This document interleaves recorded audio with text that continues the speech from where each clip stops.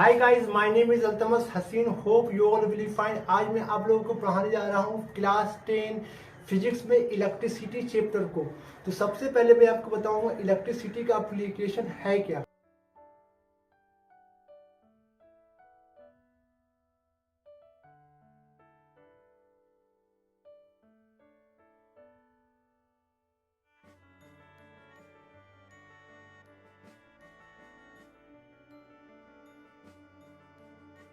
क्या तो electricity, everyone is familiar with the function that electricity can perform. मतलब आज हम में से हर कोई को पता है कि इलेक्ट्रिसिटी हमारे लिए क्या कर सकता है।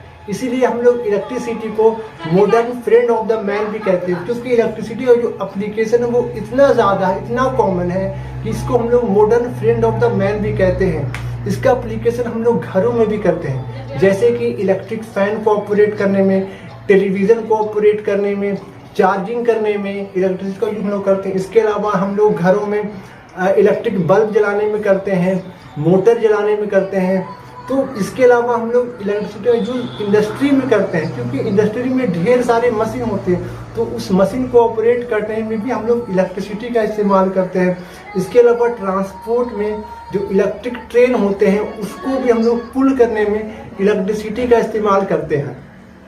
तो मैंने आप लोगों को इलेक्ट्रिसिटी का जो एप्लीकेशन है, जो उसका यूज़ है, मैंने आपको बता दिया। लेकिन इलेक्ट्रिसिटी क्या है, इसको समझने के लिए सबसे पहले हम लोग इलेक्ट्रिक चार्ज को समझेंगे। तो इलेक्ट्रिक चार्ज को समझने के लिए मैं आपको कुछ एग्जाम्पल दूंगा और उस एग्जाम्पल से इलेक्ट्रिक चार्ज क्या होते हैं उसको आप रिलेट कर सकेंगे। तो मैं आपको फिर से बता दूं, अगर आपको इलेक्ट्रिसिटी को समझना है, उसके डिफिनीशन को समझना है, तो सबसे पहले आपको इलेक्ट्रिक चार्ज को समझना होगा। और इलेक्ट्रिक चार्ज को समझाने के लिए मैं आपको उसका डायरेक्ट डिफिनीशन नहीं दूंगा, बल्कि मैं इसको समझाने के लिए आपको एक एग्जाम्पल दूंगा और उस एग्जाम्पल से आप इलेक्ट्रिसिटी के डिफिनीशन को समझ जाएंगे।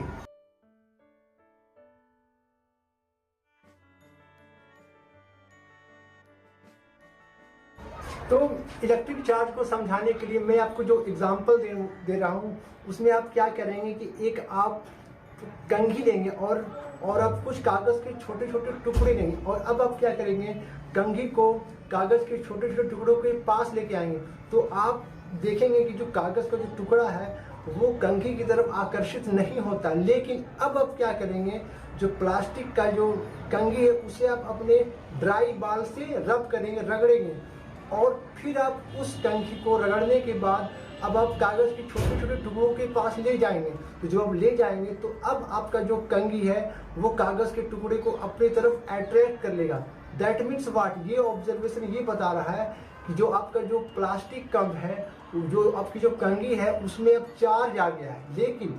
लेकिन आखिर वो रगड़ने से पहले क्या था, तो रगड़ने से पहले उसमें चार्ज नहीं था। मतलब रगड़ने से पहले वो इलेक्ट्रिकल न्यूट्रल था, मतलब उसमें नो चार्ज था। लेकिन जैसे ही आपने उस कंघी को अपने बालों के साथ, अपने ड्राई हेयर के साथ जब आपने उसे रब किया तो उसमें चार्ज आ गया। अब उस चार्ज आने के कारण वो जो कागज के जो टुकड़े हैं उसको अपनी तरफ अट्रैक्ट करता है, मतलब अपनी तरफ उसको खींच रहा है। मतलब कि अब जो आपका जो कंघी है वो कागज के छोटे छोटे टुकड़ों पर इलेक्ट्रिक फोर्स अप्लाई कर रहा है, डाल रहा है, और उसको अपनी तरफ अट्रैक्ट कर रहा है।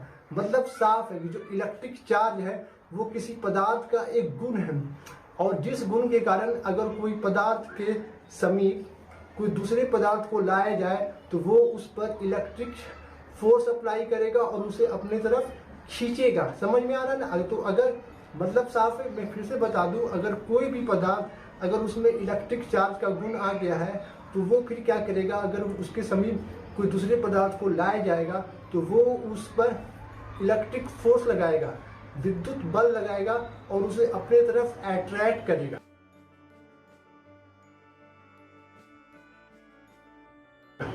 अब आप क्या करेंगे, ग्लास रड को सिल्क क्लॉथ के साथ रगड़ेंगे, और रगड़ने के बाद अगर आप ग्लास रड के नज़दीक आप कागज़ के छोटे छोटे टुकड़े को लाएंगे, वो जो कागज़ में जो छोटा छोटा टुकड़ा है वो ग्लास रड से अट्रैक्ट हो जाएगा। इसी तरीके से अगर आप एबोनाइट रड को उलेन क्लॉथ के साथ रगड़ेंगे और अब आप कागज़ के छोटे छोटे टुकड़े को इबोनाइट रेड के नज़दीक लाएंगे तो जो छोटे छोटे जो कागज़ के जो टुकड़े हैं वो इबोनाइट रेड में जाके चिपक जाएगा। अब ऑब्जर्वेशन से, एक्सपेरिमेंट से ये चला पता कि जो इलेक्ट्रिक चार्ज होते हैं वो दो तरह के होते हैं। इलेक्ट्रिक चार्ज दो तरह के होते हैं, एक होते हैं पॉजिटिव चार्ज, दूसरे होते हैं नेगेटिव चार्ज। तो एक्सपेरिमेंट में ये पाया गया था जब आप ग्लास रड को सिल्क क्लॉथ के साथ रगड़ते हैं, रब करते हैं, तो ग्लास रड पर पॉजिटिव चार्ज आता है और जो आपका सिल्क क्लॉथ है उस पर नेगेटिव चार्ज आता है।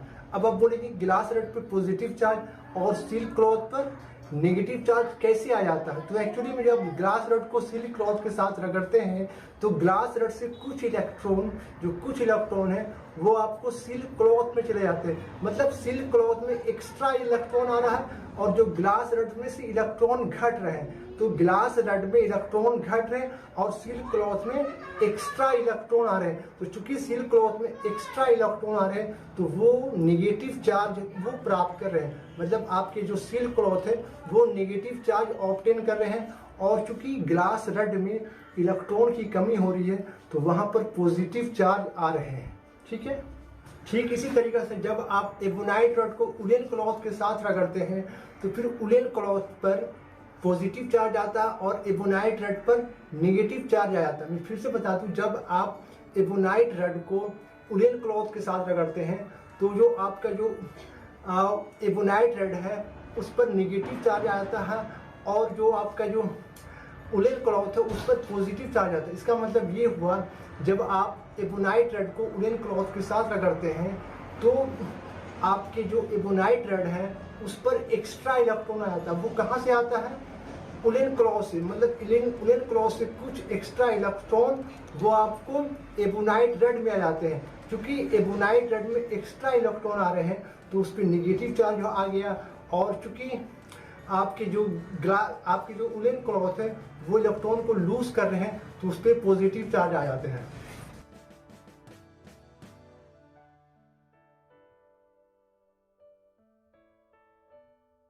अब मैं आपको बताने जा रहा हूँ चार्ज के दो बहुत इंपॉर्टेंट प्रॉपर्टी।